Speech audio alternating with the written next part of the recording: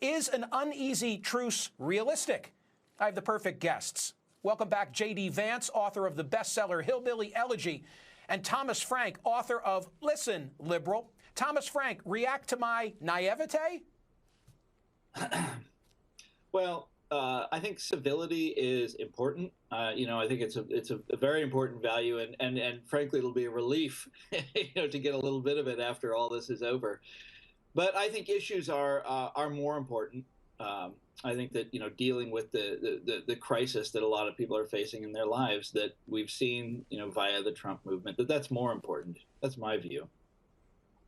J.D., you heard perhaps at the outset of the program Professor Michael McDonald say he thinks there's potentially a realignment taking place in this country, largely along the divide of education. You are so plugged into the Trump constituency. What becomes of them should Donald Trump lose? And I'm speaking politically.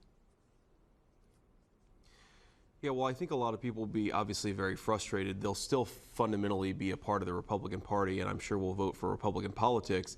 But I think what happens to them politically ultimately depends on Donald Trump. If he decides to make this election about how it was stolen from him, then folks are going to be angry and they're going to be less engaged in the political process than they otherwise would be. So I hope that he follows your advice and acts magnanimous.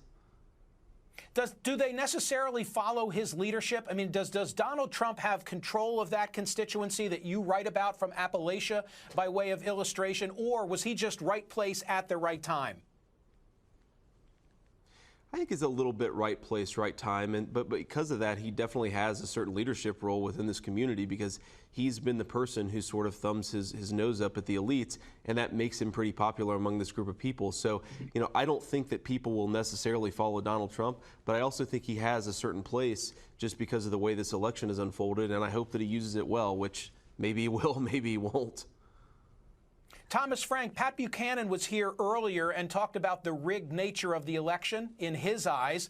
And I wonder if things that he said about Bernie Sanders, you speak so well for the liberal community, things that he said about the Bernie Sanders constituency, I mean, did that represent a rare agreement between you and Pat Buchanan? By the way, I really enjoyed that interview. I've never heard someone on American television refer to Coxey's Army ever before. That's the first time, but I think that, so I have the cover story in the latest issue of Harper's is something that I wrote about how the media, specifically the Washington Post, treated Bernie Sanders. And, there's a sense that it was really unfair. But look, this is, you're asking about the larger question about whether or not people should accept the results, even though it's unfair. Well, of course they should, No question about that. That's how the system works. Well, J.D., if we saw a repeat like the year 2000, where there was a divide between the popular vote and the Electoral College, I would, of course, expect Mr. Trump or Mrs. Clinton to hang in until the very last vote is counted. I'm worried, and what I tried to express is I'm worried about the undermining of whomever is elected by the will of the people on November 8, because there will come a November 9. What's your idea, J.D., as to how we best move forward? Yeah, well, I think you're absolutely right that there's a difference between using the legitimate judicial process to challenge the results of an election versus actually questioning whether that election was rigged or whether the outcome, once the courts decide that it's legitimate, actually going after the outcome. So I think that's a really serious problem, and the way that we have to move forward is, I think, on the Republican side, Republican leaders just have to do a better job. I mean, I think that Trump is fundamentally a result of their political failure in the first place, the failure to recognize that these voters who are part of their constituency feel very underserved. And, they have an opportunity, I think, on November 9th, 2016, to do a better job by these folks. But if they don't, I think we're going to continue to have some of the same problems that produced Donald Trump in the first place. Thomas, there's a consistency now to the polls, both the national polls and the swing state polls. Donald Trump said last night, hey, this is going to be Brexit times 5. You were just in the UK. What's the view from over there? Well, they're scared. I talked to many people. By the way, I spent most of my time in London, but not all of my time. But I didn't meet a single person who supported the Brexit. This had come to everybody I met as a terrible shock. a terrible event, and every single one of them is convinced that Trump is going to win. And I would say to them, well, he's well behind in the polls. And they say, well, the polls don't mean anything anymore, and I would try to explain the Electoral College, and that sort of thing. No dice. They were absolutely convinced that this guy was going to win. It was really strange.